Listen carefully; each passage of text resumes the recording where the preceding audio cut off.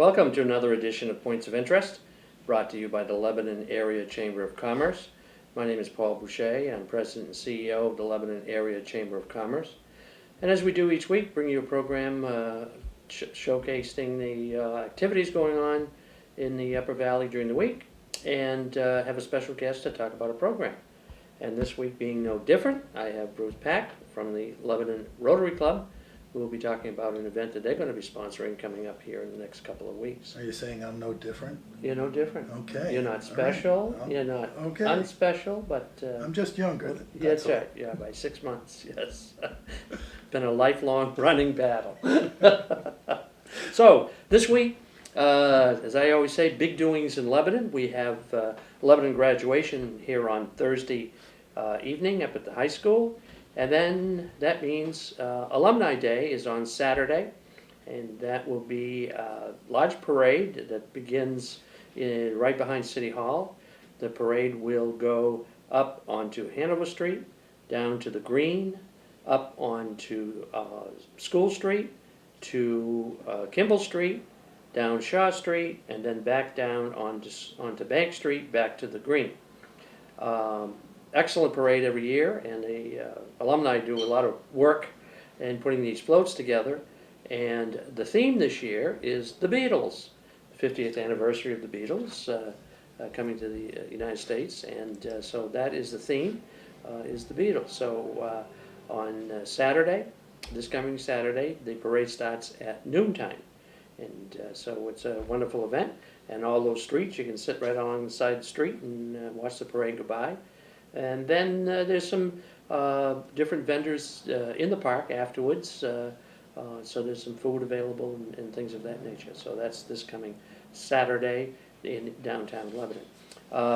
Also, we have the farmers markets that have begun already, and those run on Thursdays. And this week they're having the Aldrich Brothers, who are going to be performing their music. The farmers markets are 4 to 7 p.m. Right here on the Green, and last week drew a big crowd, and all kinds of again, food vendors and produce, spring produce that's already come out. Coming up in the next couple of weeks, the Front Porch Series will begin, and that will be right after the farmers market at 7 p.m. 7 to 8:30 p.m. and those will be in a couple of weeks, and we'll keep you abreast of what the groups will be playing there. And also Monday night concerts in the park will begin in the next couple of weeks here about 7 o'clock, usually with a warm-up group, and we'll have a schedule for that also for you in the next coming weeks, so you'll know what group is playing here on the Green. So there's quite a bit going on here in downtown Lebanon this coming week. We also have some activities coming up in the next few weeks, but I have to tell you ahead of time because some of these events are sold out pretty quickly. At the Lebanon Opera House particularly, we have Acoustic Hot Tuner and Leon Russell. That is Tuesday, June 17th, 7:30 p.m. at the Lebanon Opera House. The number is 448-0400 for reservations, and I would suggest you do call early, and that's why we tell you early, so that you can get a seat. We have also at the Opera House on the 25th of June, we have Lucinda Williams performing, again 7:30 p.m. at Lebanon Opera House, 448-0400. We have, this is more for the business community, the SBA, the Small Business Administration, offers assistance for new and existing businesses at their New Hampshire corporate division, and that is at the New Hampshire Secretary of State corporate building, 25 Capitol Street in Concord, and they begin June 12th, 1:30 p.m. to 2:30 p.m. No appointment necessary, and they're going to help you with your any particular problems, how to start a business, and how to, if you are having some issues in your business, they'll also help you with that.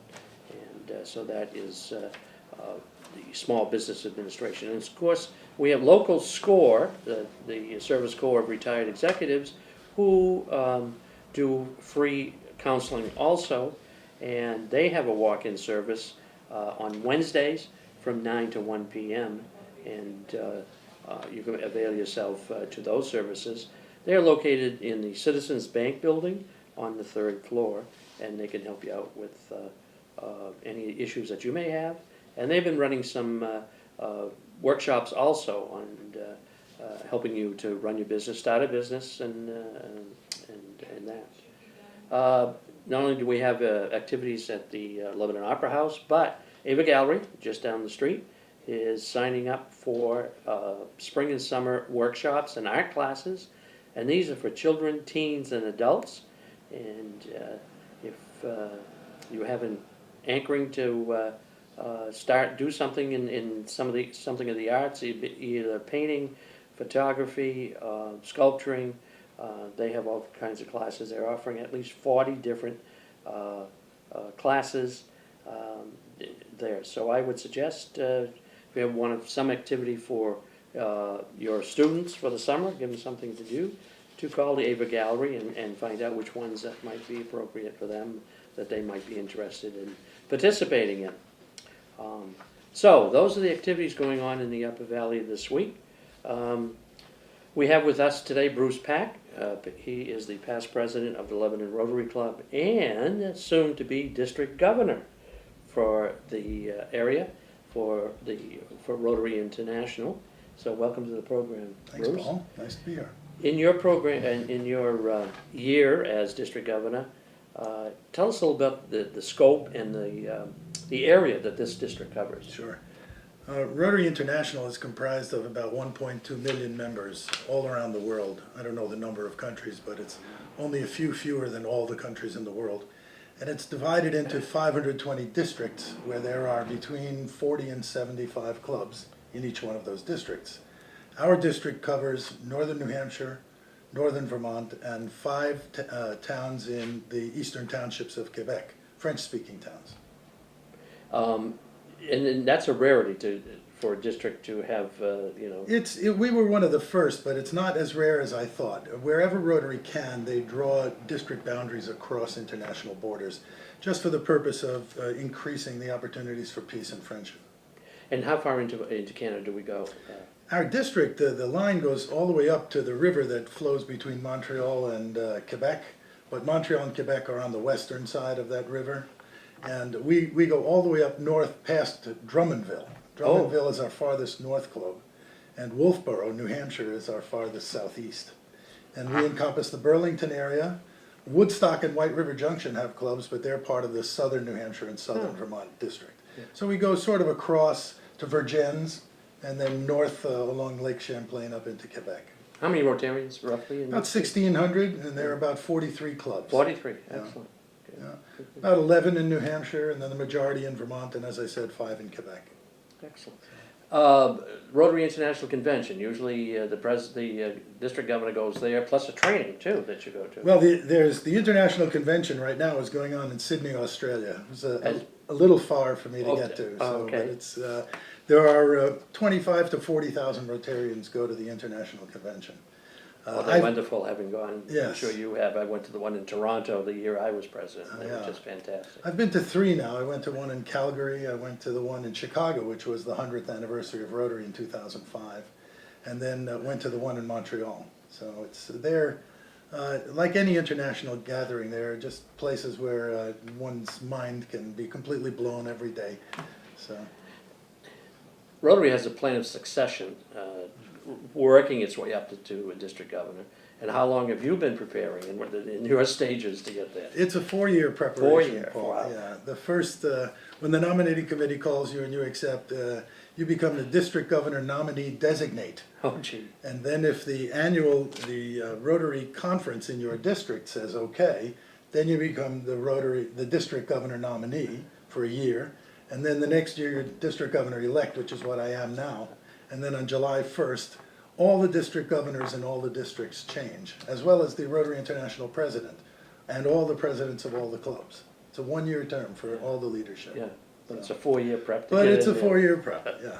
But in your case, you've been, as I mentioned, you're past president of Lebanon Rotary Club. And Oh, yeah. very active in all phases of Rotary. And I think they made a good choice. If I Well, would say. thanks, Paul. So you bring to us a project that the local level Rotary Club is doing, and it's called Great American Pie Buffet.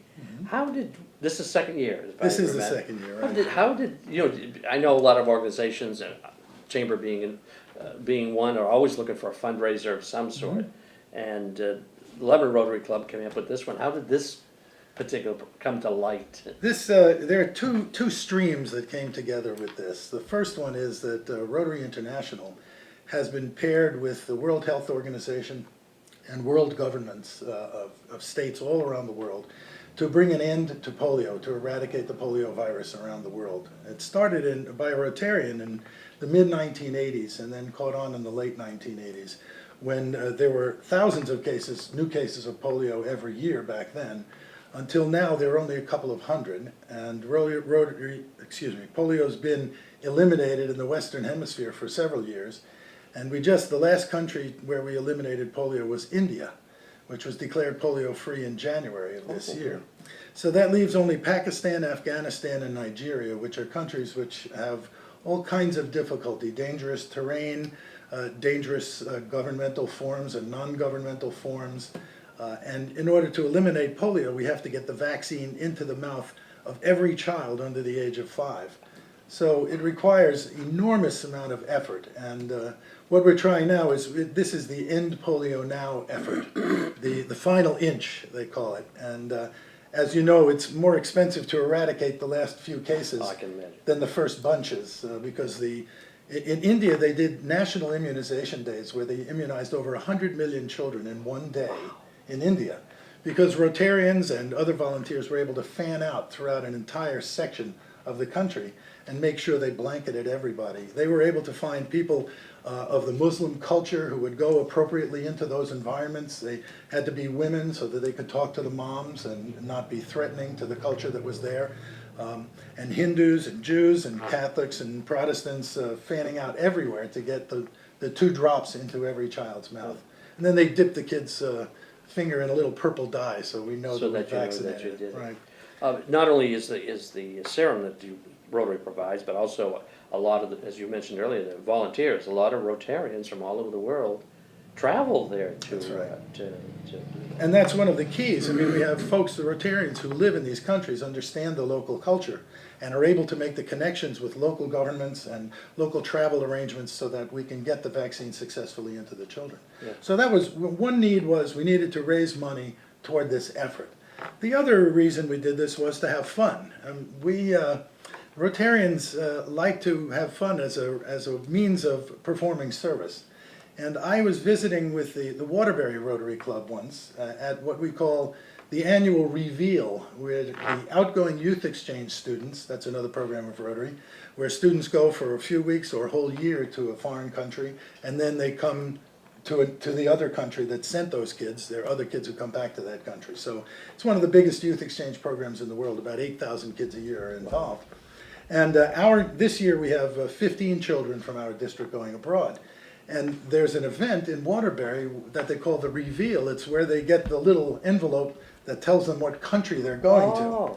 And it starts out with an event that the Waterbury Club invented called Pie for Breakfast, where they serve all kinds of pies, savory pies and sweet pies, exotic pies you never heard of, and the usual fruit pies and everything else. And it's all you can eat for a certain amount of money. And so the kids who are going on youth and everybody and all the Rotarians, and then they put the reveal in, so then the kids know where they're going. Yeah. So it seemed to me to be so much great fun, and the Lebanon Rotary Club enjoyed it last year. Every Rotarian made 2 pies and dropped those pies off at the senior center, and then we had an all-you-can-eat pie event on 4th of July, and it was hot and humid, and there's air conditioning at the senior center, so it was a great good reason event. to get out of the heat. Yeah. And you and Lori hosted a exchange student also. We I did. mean, we send them over, but they come over also. That's right. We hosted an exchange student from Chile. Sophia stayed with us for a while, and she stayed with two other families as well. And that's where the two Rotary clubs in Lebanon cooperated with each other. There's the Lebanon Club, and the other club in Lebanon is called Lebanon Riverside.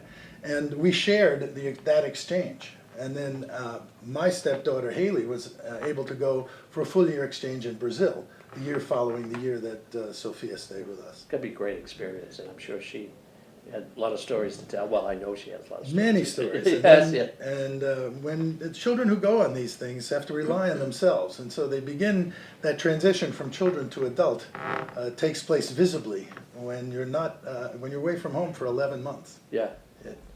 So, tell us the mechanics of the pie. So buffet. this is the Great American Pie Buffet. We thought it would be fun to give it a name, and because it's on the 4th of July, so we came up with some slogans like "Buy our American Pie," B-U-Y. We thought Yes, that was yes. cute. Don't drive your Chevy to the levee. Drive your Prius and come see us. So this is an all-you-can-eat pie buffet. So what there will be are slices of pie, pre-sliced onto a plate. And you can come in the door, adults pay $7, kids under 10 pay $5. And you can eat all the pie you want on site for that price. And we have all the usual regular sweet pies, fruit pies, there'll be rhubarb pies, and then also savory pies like shepherd's pie, pizza pies. We have a table that's for nut-free pies, so we separate that as well as we can. And we're asking all the providers of pies to give us a little card that says the ingredients that are in the pie. We also provide coffee and water, so you'll be able to drink in between your pieces of pie, and Rotarians will be there. It'll start at 10 o'clock, right after the foot races that the Lebanon Recreation Department is holding. And we'll be open until 2 o'clock or until the pies all disappear. Last year they disappeared by about 1:45. Did they? Oh. But that's why this year Lebanon and Lebanon Riverside are coming together to do this event. We'll have 50% more pies this year than we had last year. Wow. Any pies left at the end at 2 o'clock, we'll sell those pies whole, but we won't sell pies during the event, complete pies, just the slices. So you can have lunch by having shepherd's pie. Yes. And then finishing off with my favorite strawberry rhubarb pie Absolutely. at this time of year. And there'll be custard pies, and Custards cream and- pies, all kinds of pies. And so you can have a full meal there too. Very inexpensive when you consider, even when you bring a family. I mean, you Right. can't go out to eat for anything of that nature. Right. Again, this is the 4th of July. Mhm.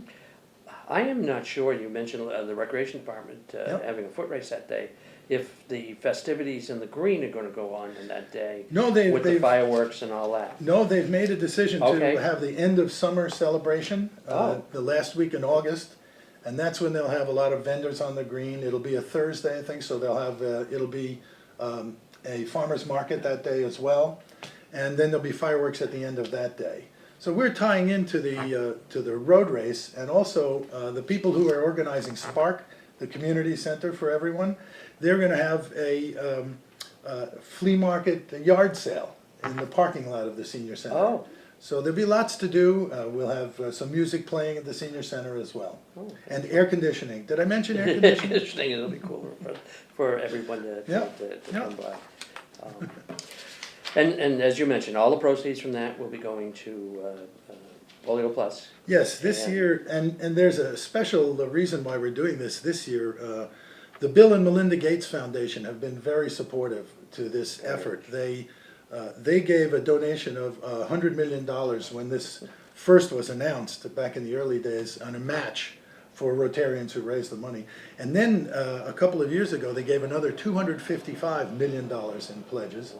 And most recently, at the last international convention last year, not the one that's in Australia this year, but the previous one, they announced another, because we're at this push to get the last few kids vaccinated, they will match up to $35 million a year for the next 3 years. Wow. So, on a 2-for-1 basis. So every dollar that we earn at the pie sale will be increased by $2, so it will be a triple donation. Every dollar, this $7 that you donate will be a $21 donation to end polio.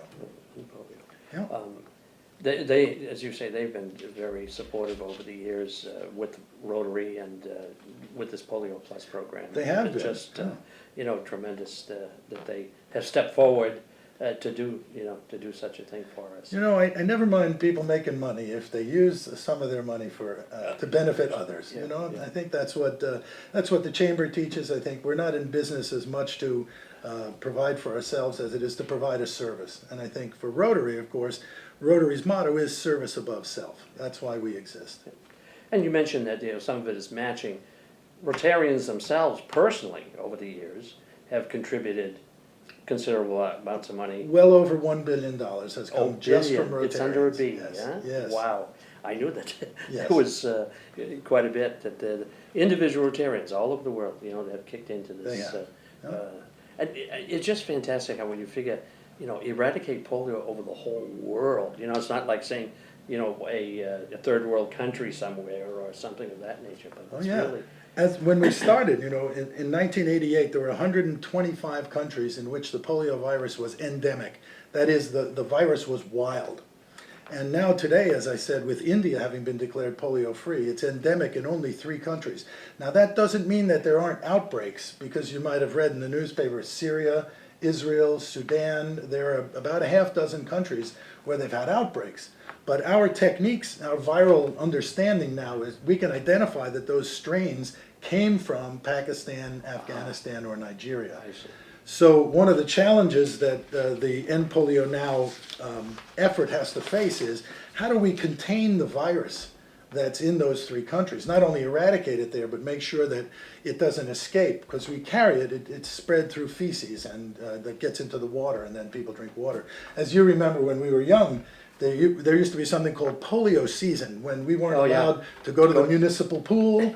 We shouldn't, because we weren't allowed to mix with other people because we were afraid the virus. And you and I have seen people who had to live in an iron lung, which breathed. Now there are more, you know, ventilators are a little more convenient, but it's still a paralyzing and at worst a killing disease. So these strains that they found in the other countries, now they are trying, some countries have set up borders which require that you prove you've been vaccinated before you come into that country. So, And I'm sure we are, as a country, vaccinating children for polio as part of the series, school series to go in? yes, I think we are. I think there's always that danger. You know, there's been a movement over the last 10 years or so of people who haven't suffered the ravages of these diseases, mostly saying, raising issues of problems with vaccines. And I'm not a medical doctor, but I've read some, and I know that there are some very few cases where there are negative reactions to some of these vaccinations. But overall, to protect the general public health, there are still countries that require the rubella and mumps, measles, and rubella vaccine, and polio vaccinations before children go to school. And certainly you can tell that I'm a believer in that. I think the benefit is far greater than the tiny risk involved. Right. Yeah. Right. So, excellent. So again, time, place, and the time, place. It is on July 4th. This year falls on a Friday, so it's Friday, July 4th, starting at 10 o'clock in the morning until 2 in the afternoon. It's at the Upper Valley Senior Center at 10 Campbell Street in Lebanon. The air-conditioned Upper Valley Senior Center. Also out in the parking lot, there'll be a yard sale, a giant yard sale sponsored by Spark Community Center. It's we will be right near the finish line on the rail trail of the road races that the Recreation Department is having that morning, and there'll be all kinds of pies, more pies than you can think of. Did I mention onion pie? Onion pie? Onion pie will be there, lots of pies that you may never heard of, and they're all delicious. I'm hungry already. Well, Bruce, we thank you very much for being with us today and telling us about the Rotary program, and we hope that the community supports this program in its entirety. We do too. Thanks very much for the opportunity, Paul.